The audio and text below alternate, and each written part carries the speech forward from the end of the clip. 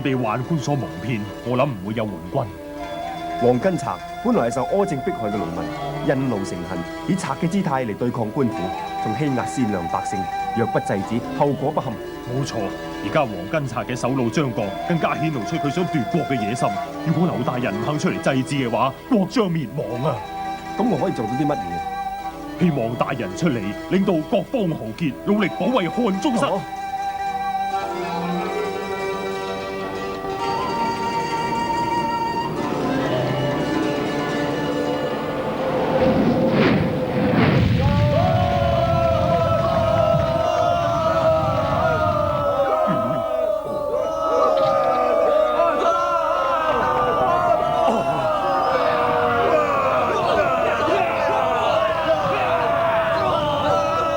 跟賊竟然夠膽出嚟搞事，仲嚟到劉大人所住嘅地方添。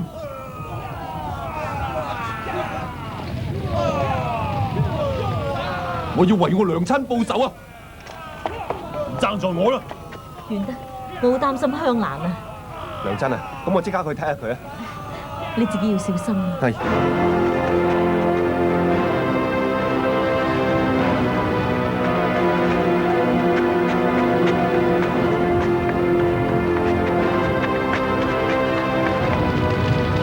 香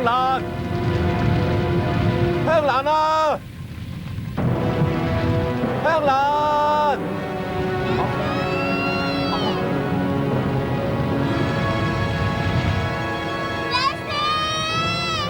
香蘭！香蘭，唔使驚，有老師喺度。老師啊，爹同娘親俾黃根賊殺死咗。俾黃根賊殺咗。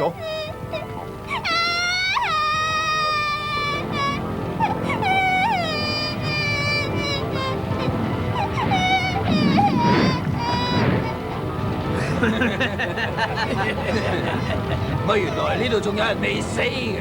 你唔走，梗係嫌命長挺啦！